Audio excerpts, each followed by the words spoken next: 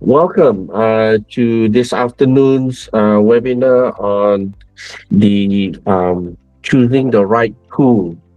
Now, if you had attended this morning's webinar where we just basically set the frame or the foundation for you to build your eLEAP course page, this afternoon session focuses more on various tools that you can use to populate your course homepage with activities, resources, and some assessments.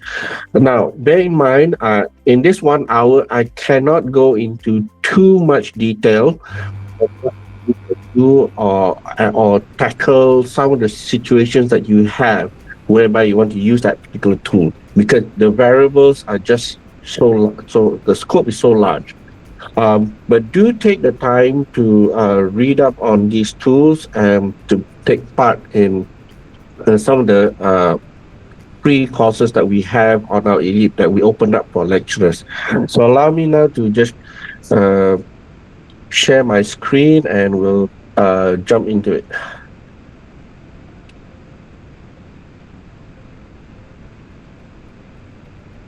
Okay, so we're back again at our dashboard. Just a little segue at this moment. I'd like to address a little question that popped up this morning concerning the use of group choice. Now, can a student change their choice after they have made the initial choice? The answer is yes, but within a certain parameter. So what needs to be done is inside the group choice settings for here I'm looking at group selection settings. In the settings, you need to allow this feature to be on, to say yes. Allow choice to be updated. Yes. If you select yes, the student is able to change their choice as long as the window is open for them to do so. So once the window for making this selection is closed, they cannot change their choice. By default, this is set to no. But if you want a situation where you allow the students to change their mind within a particular period of which group they want to join, things like that, then you can set this to yes. Personally, I am an advocate of if they make their choice, you make your choice. So allow them to feel responsible for the choices that they make. So in this case, I would personally set it to no, and I would give a time frame for the student to really consider which group they want to join and things like that. Now, the whole topic of group activities and how to use groups, I believe warrants a webinar by itself. And this is something that I'm planning for the future to have a singular webinar on just group activities and how to manage groups in your eLEAP course. So this is to answer a question that was raised this morning concerning whether students can change their group selection once they made it. So it is yes, but within specific parameters. Okay, so let's go back to our dashboard. Now, if you click on course search and just search for CFlex, you will see several courses that I have set up which you can join. So one of them is called CFlex Classroom Choosing the Right Tool. This is the course that I have set up whereby you can self-enroll yourself into this course and you'll be assigned a teacher's role. And why is that? It's because in this course, I have put together some examples of how you can use various tools for your class. And as a teacher, you get the ability to see the settings. And this is what I want to share with all of you here this afternoon, is that when you go into this particular class, these are examples of how you can use it, but pay attention when you click on any one of it, look at how it is set up, because you can really just copy over the settings and run this the way it is. So this is a very quick way of learning how to use these tools. You can see some examples of here of how the tools can be utilized. For example, like assignments, you can actually have an online text assignment whereby they don't submit a file, but they fill in a text box. So it's an online text assignment and things like that. You can have an offline assignment with a rubric. This is you can assign a rubric, things like that. So if you join this course, you get access to see all of these various tools that we have put together for you to just explore, take a look at the settings, and then apply them to your own course quite quickly. Now, for this afternoon, I'm going to look at about 10 tools which are in a way high impact tools, because they can assist you very well in your course, and then it opens another dimension for you when you run your course. So to be honest with you, a lot of our students, the feedback we get is they prefer a lot of show me how it works type of things. They prefer graphics, images, infographic, as opposed to text-based. So a lot of text may not be conducive or useful for your course. So you may want to mix it up with multimedia elements like videos or even MP3s or sound and things like that. So I've included this among the 10 tools that I want to introduce this afternoon, and to just set you off on the first step to using them for your own course. So I'm looking at what you can run in your course. So for the first part now, we're looking at tools that can provide you a way of presenting content and then creating engagement between your course and your students. So one of the first tools that I would like to introduce here is something called books. It's a book resource. So it's under resources, and it is called book. So here I have a book. It's called Book Departmental Policies. As a student, this is the view that I get. So it's basically, I can read text, but page by page. Then on the block window here, I see the table of content for this particular books.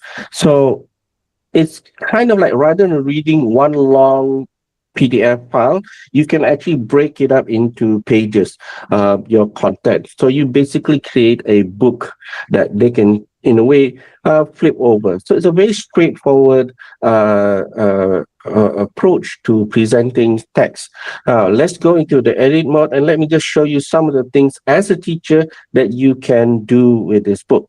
So once I click on edit mode, my table of content allows me to edit the pages. So how did the pages come about? When you set up a book and you finish setting up all of these, the general, the appearance, this appearance, numbers, chapter formatting, whether you want to use numbers or bullets or indented. So in this case, I'm using numbers because number 1 is chapter 1, number 2 is chapter 2, and so on and so forth. When you first set it up, once you click save and display, it will automatically open the first page for you to start filling in your content, or you can actually import an existing a page. So say you have a collection of HTML files. So you can have like upload a series of HTML files, and then each file represents one chapter. So HTML files are basically web pages.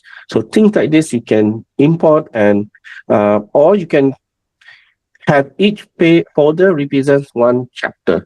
So you can have a selection of material in various folders, upload them, and have it as one chapter.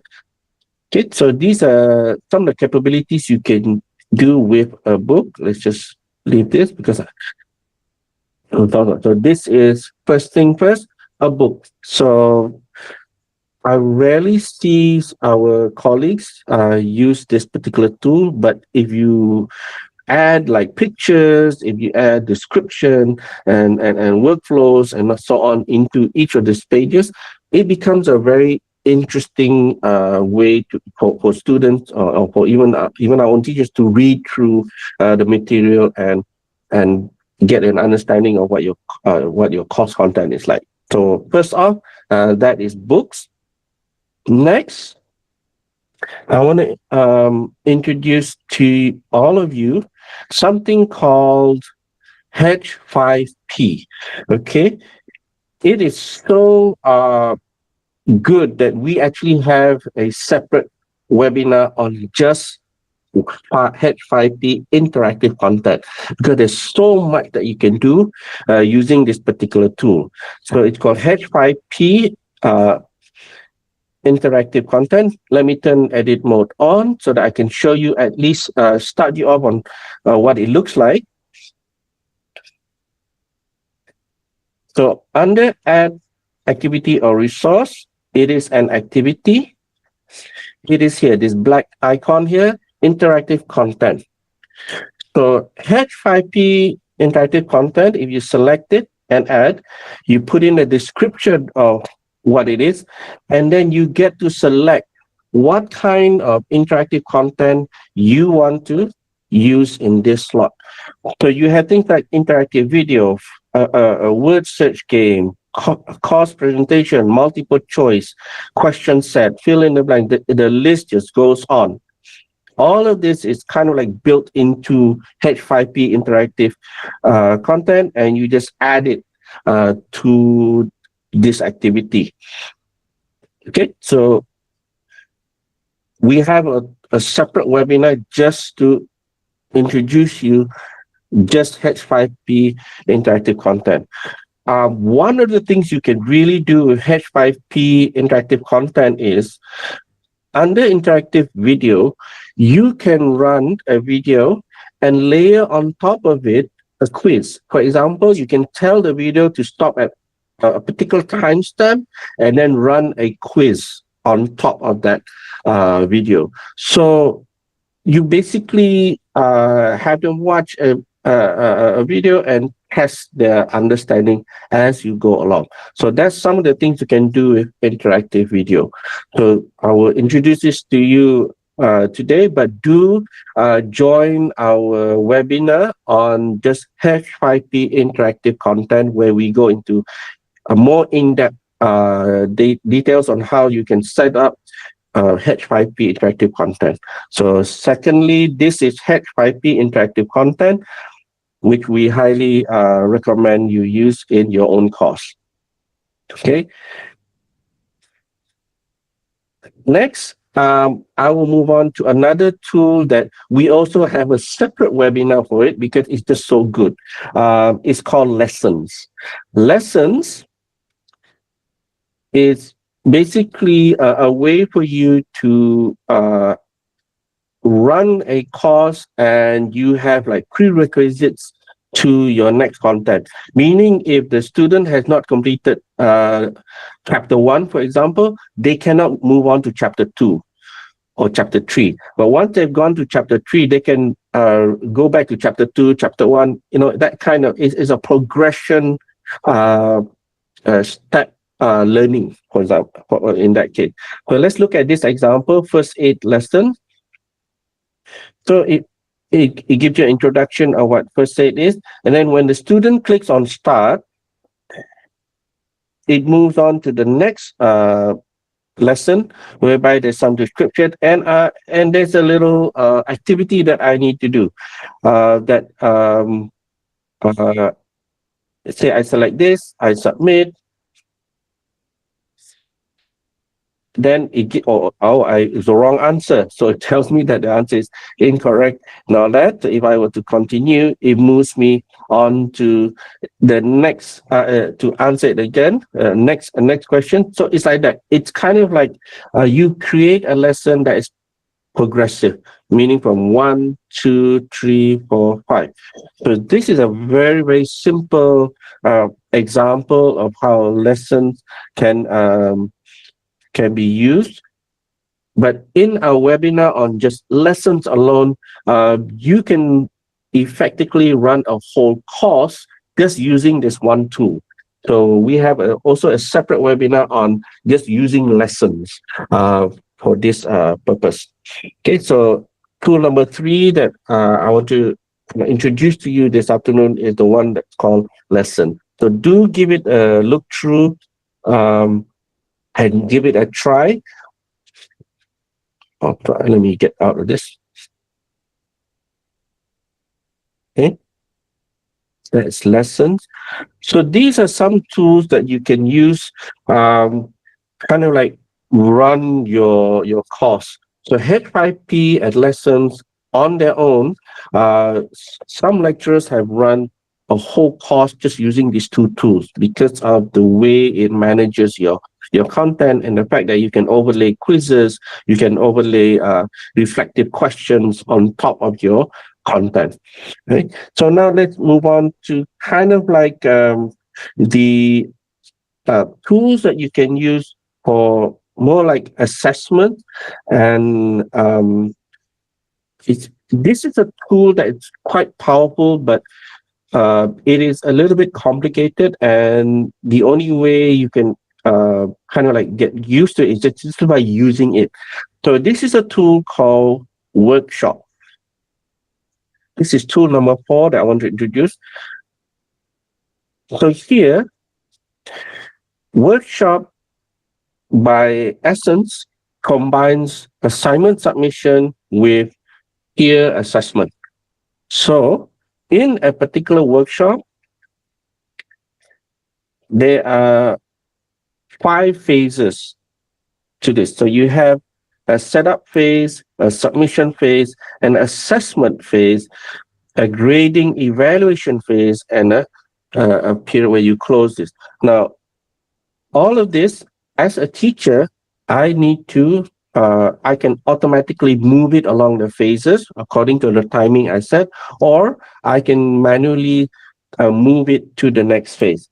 So in the setup phase, first I need to set the workshop description, and here I set up kind of like a grading strategy, whether it's a rubrics, grade for submission, or grade for assessment, and so on and so forth. There's a lot of things to set up for this one.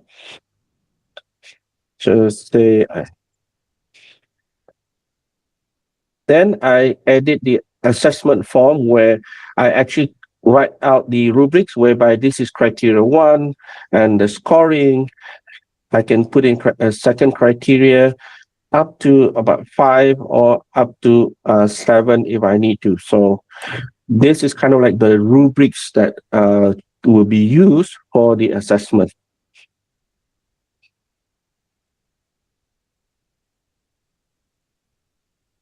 And then as I switch to the next phase, this is where the submission phase, in this case, I can set whether I want a text submission or a file submission. So students will submit their work into this workshop. And then, okay, here's the beauty of it. That's the submission part of it. It also, if you switch to the assessment phase, the students can now assess each other's submission and give a grade to that submission based on the rubrics that you set up in this workshop. So if you're working with large number of students, you might want to break them up into groups. Within the groups, they can now do a peer assessment of each other based on the submission within the group. If there's a large number of group, you can allow the system to kind of like randomly or automatically assign them who they should evaluate. So all of this is run by the Moodle system. They do the assessment based on the rubrics you set, and it's calculated. The submission grades are calculated, then the assessment grades are calculated. So workshop is a very strong tool if you want to use it for both a submission into assessment phase. If you are just interested in just assessment alone, then peer assessment is one of the tools that you might just want to use, because it does not have the submission part, but just peer assessment on its own. But even assessment, we are also planning another webinar on just peer assessment alone, because it is something that if you run it well, it can be a great help to you. For workshop, some of our colleagues in the engineering faculty are actually using this to do peer assessment and also assignment submission. So this is actually something that's being used, but you have to really plan how ahead on how you want to utilize this particular tool. But it's a very powerful tool. So that's workshop. So tool number 4. So tool number 5, I like to introduce databases. So sometimes this is more of a collaborative activity, where along with your students, you can build a collection of items. For in this case, in my example here, it's an image gallery. So students can submit an image to this particular gallery. So just click on add entry, and that's all it does. They put a title, caption, and they upload a picture. So at the end of the day, you get a database, a collection of images. In this case, because it's an image gallery, a collection of these images that you can share within the course. So this is more like getting everyone to contribute to your course. So this is the use of things like for databases. You can actually see who has given what. Settings, you can control this, fields, images, yes. So in the presets for a database, you can select either you want to run an image gallery, you can run a journal where you can collect your students' thoughts into a journal. You can create a database of proposals. You can create a database of resources. So all of these are presets in this particular tool. So the database tool, you can run these presets too. So it really depends on the objective of your course. If you are looking at having, for example, different groups collect different things for presentation, things like that, this is probably a tool you can utilize. So under databases, I also have, this is more like a database of web links. So if you have an activity where you want to collect things, use databases. So the other one that, the other tool number 6, it's called glossaries. Okay. A glossary is a collection of definitions, or basically a dictionary. So this is a activity that you can run with your students, and then everyone has the ability to create something for you to give their input. So they can add an entry, and it will create a glossary of basically of that particular topic. So you can run this activity throughout the semester. Probably make an assignment for the students whereby they create for you a dictionary or probably a list of a dictionary of peribahasa, for example, or even better, like you can have like develop a collection of memes and what they mean. So nowadays students love to look at memes. So get them to let's put together a collection of memes and at least a description of what each meme means. So this is something you can utilize. It's under glossary. You can have a FAQ type of um, glossary where it's concept, they key in a definition, they put in keywords to be able to, and they can upload a file. So in a way, it's kind of like a community project that you build as you go along throughout the semester. So glossary is tool number 6. So this is something you can run together with the classroom, and at the end of the day, the input is a work that is put together by everyone. Another set of tools which we do have, but I rarely see being used. So let me change this back to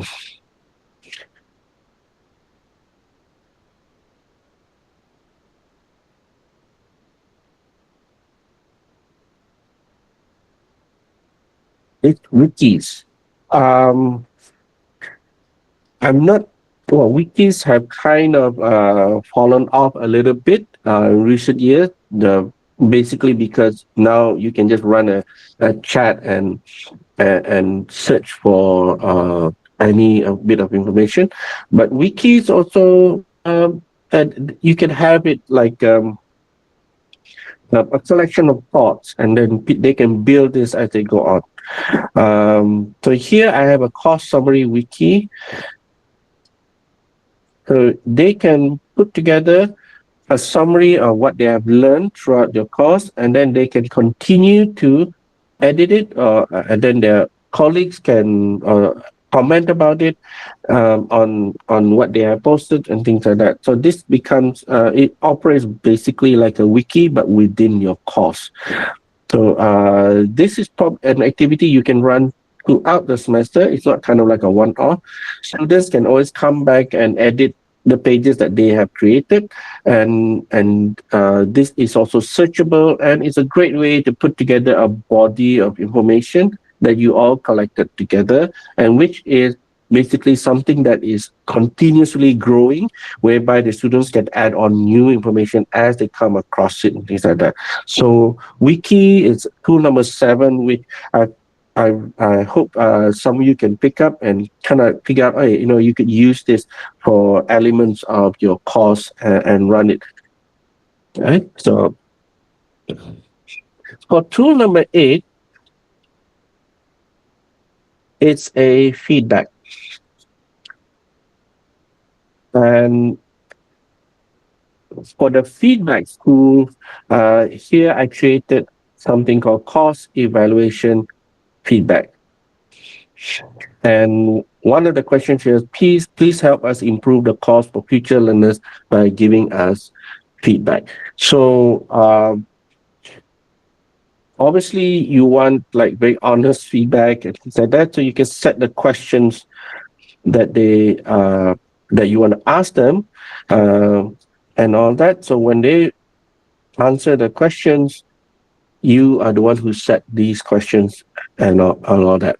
So you can run feedbacks like mid-semester or end of semester, or even every week if you want to, using this particular tool. And you can call it a feedback. Here I call it a course evaluation feedback, but you can basically use this tool to create any form of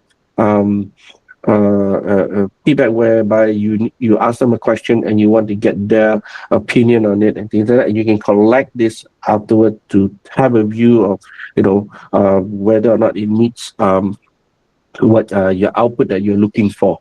So feedback is something you can utilize. You can set the questions. You can create templates. You can see whether you want to show responses to this feedback. You can read through them and so on and so forth. So this is a tool that you could use for basically anonymous midterm evaluation or just a one-off survey to see how things are that you can run uh, at any time during the duration of your course. So that's tool number 8 is feedback. Another tool that is quite interesting is choices. So you can run a choice activity with a choice with anonymous results and a choice with non-anonymous results. So they can either send it to you anonymously or not. So let's take a look at the example I have here. It's like you can run it basically like a polling where you can run various questions and then you get an answer from your student. So this is the one where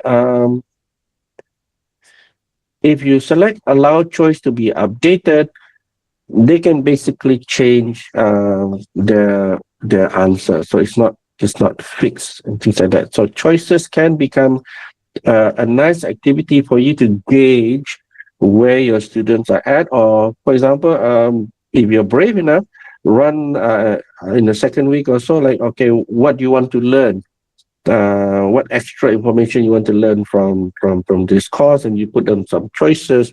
Or in most cases, okay, do you want to go online or not? Yes or no, things like that. So these things, and you get to see the results and the responses from your students. So choices is something you can run when you want to gauge more or less the temperature or the mind of your students at any one time.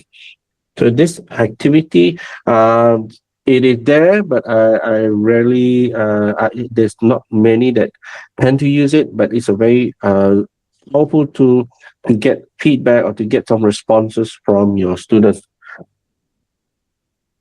Right. So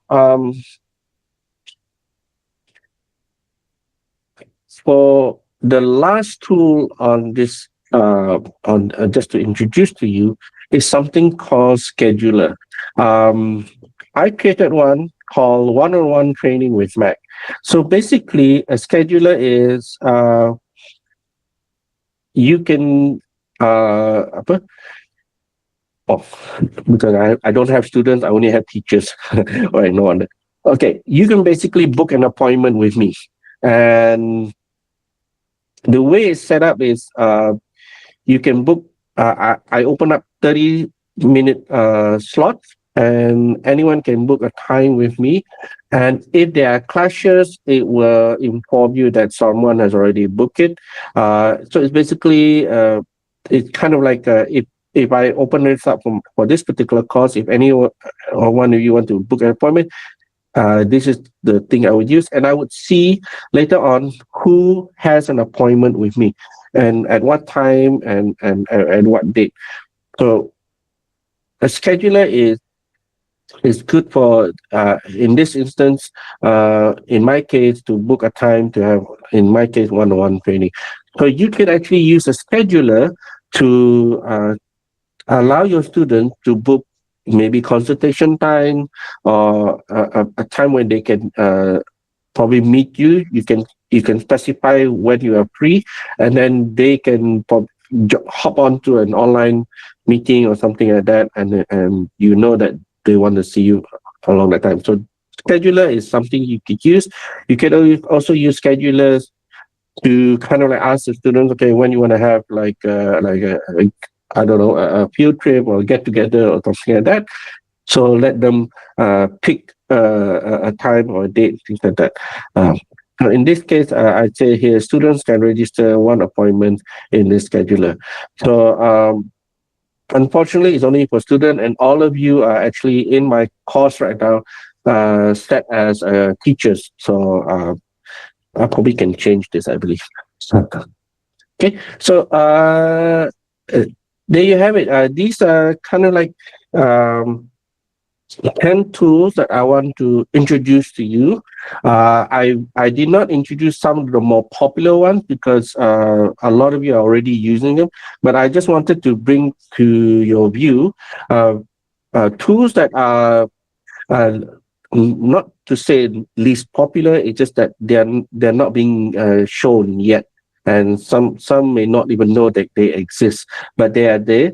And the rule of thumb is like in your own time, like pick one new tool per course per semester. So that's kind of like a nice way to get a feel of how you can add something new to your course, aside from just downloading notes, running a discussion, or uploading an assignment. So run something new in your course. Try one or two every semester in one year course. You know, have just test it out, see if it's suitable for your learning goals, and just run with that. And then you can always enroll in a sandbox, test out some new ideas, or you can actually get in touch with me and then ask me whether, can we do this, can we do that, and run some ideas on how to utilize these tools and things like that. So we, just as I said before, we have a separate webinars for H5P interactive content, for lessons, these two tools, because we feel that they are very, very useful and very powerful to run in your content on your classes. Okay, just give me a bit of time. I want to address a question that was raised sometime earlier this semester. What if you, because of the nature of Moodle, if I add, let me use this one. If I add activity or resources, it's activity, resources, and assessments. Resources, there's not much issue. We kind of, resources are resources. So that's very clearly defined in the Moodle system. But when it comes to activities and assessments, sometimes there are quizzes that are not gradable. So some of you may use a quiz for more like reflective work, but you don't want to grade it. But it gets picked up as a assessment in your BL status, in your blended learning status, because by nature it is a quiz and it is an assessment. Sorry. So if you are using a quiz, that is not an assessment, but rather you want to use it as just purely as an activity. There is a way that I would like to introduce now, that you can tell us that it is not an assessment, but rather you want it to be counted as an activity. So let me open a quiz here. So as a teacher, in the settings of that particular quiz, in any tool in Moodle, there is a tag feature. So if you select this tag and click on the drop down, you have activity and assessment. So in this case, if you want this quiz to be counted as an activity and not as an assessment, then select activity. So what this tells us is, don't count this quiz as an assessment, count it as an activity in your blended learning status. The same can be said for activities that you want to be counted as an assessment. For example, if you were to use the board tool, the one that looks like the ones that look like the Padlet, the board, and you want to grade the activity, what your students have put there, and you want this to be counted as an assessment in your blended learning status, then you select assessment. So that particular activity will now be counted an assessment. So basically, you are telling us that do not treat this like what it's normally should be treated, but treat it differently in this manner. So utilize these tags for you to kind of tell us that yes, you want this particular tool to be counted as a whether it's an activity or an as assessment.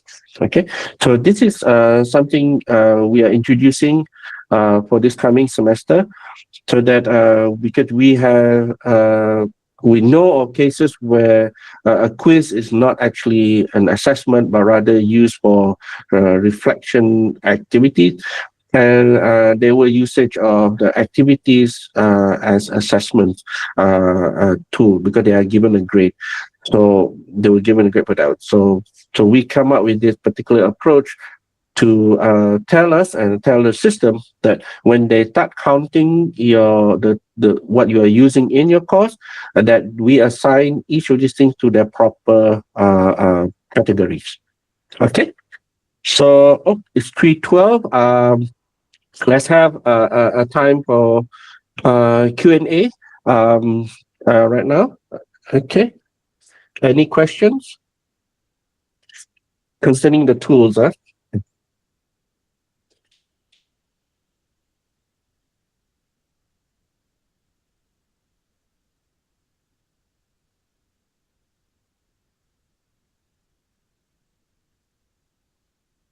Hmm.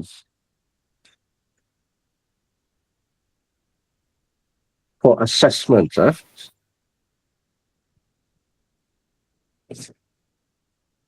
okay. Um,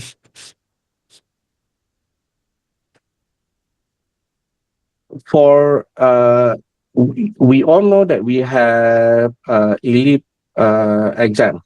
So we are only allowing, because eLEAP exam has been used for final exams and so on and so forth.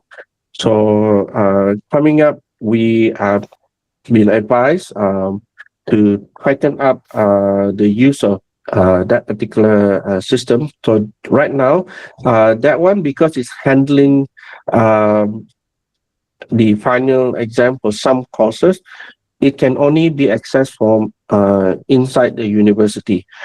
So we are geo-fencing it. So only if you're in the university's network or within university, you can use eLEAP exam. This is primarily to address security, and also we want to make sure that all the question sets are safe, both in being viewed and as well as we know where it's being used. Now, when you look at assessment in its entirety, it depends.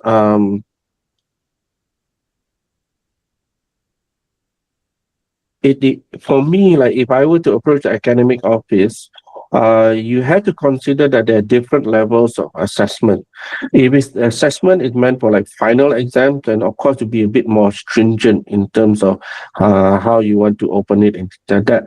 But if it's just a normal assessment like uploading, which we have been doing all this while, assignment submissions and things like that, I think we are pretty safe in that sense, and it works. So, but yes, it is something that we truly need to look into in terms of if we were to run online exams and things like that. Okay, so to me personally, I would say if it's just an assignment submission or basic assessment, what we are doing nowadays is realistic and doable. And then okay, there we have a question here in.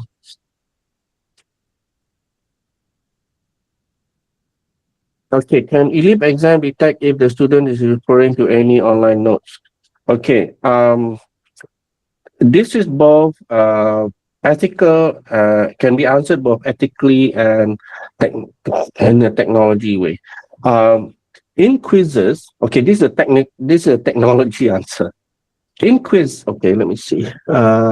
Is my screen still okay? Any quiz, for example, let me choose this one. In the settings, we have something called Save Exam Browser. This little feature here. If you require to use the Save Exam Browser, yes, and just use SEB client config. What this does is when the student wants to take your quiz, they have to download a little plugin that they need to install, that will be installed onto their notebook or onto their device. This is primarily for notebook. And then when they take your quiz, it blocks all other windows from opening. So they are only able to view the window where the quiz is at. This is useful because I know, like, for example, IT runs certain tests in this manner, but in their computer lab, because it is a controlled environment. So you can tell them to kind of like not look at the handphone, leave the handphones aside and things like that. So at least this is a controlled environment. But when it comes to an instance where it is kind of like open, therefore I do have to say the chances of them looking at online notes and things like that is high lah.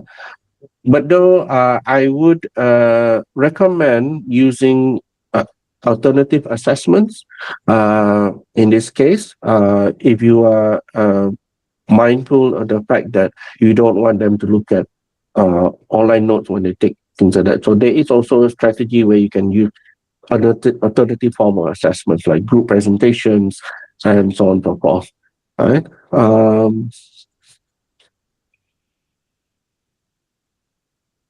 So Wix or Canva group assignment online news portal. Okay. Yes, it's possible for you to create something. Hold on, let me change my screen to do I have it here? Um,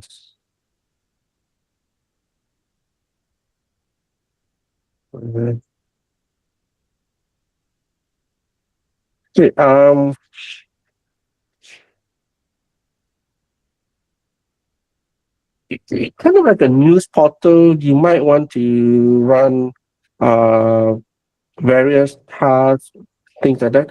Ask them to contribute to, like in this case, a glossary of terms, create a glossary, create a youth journal, things like that. If I'm not mistaken, there is a blog feature that you can run also for them to develop kind of like a news look and feel to things. So there are various ways you can fashion your course as use.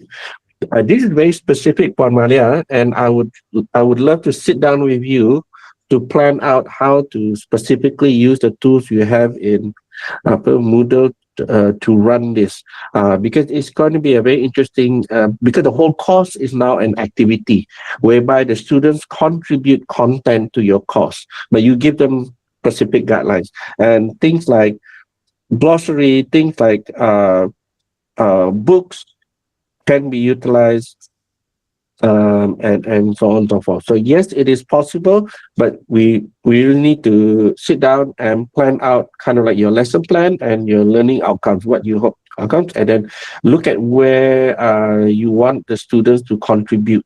So once you can map that out, we can map it to, okay, which tool can best utilize that. Off my head, if you run discussion board also can be used, things like that. If you use A board also can be used. Okay, let me show you board. Um, let me see. Hold on. Yeah. So if you run a board like this, students can contribute articles, videos, or things that also can be used. So this is they can add and put in a post title, put in the content, and put some media, and they can post to it and add to this. They can actually, as students, they can add a new column to this. So it becomes kind of like a growing board of information that you can run this activity with your students. Okay, so this is also something you could also use. But yeah, so it is possible, but I would love to sit down with you and plan this out, because I find it's going to be quite interesting to see how you can build your whole course based on input from your students in terms of at the end of the day, creating an online news portal, right? Oh, where am I? Here we are. Okay. Any other? Oh, hold on. Let's see. Right. Okay, good. Any other questions concerning tools or along that?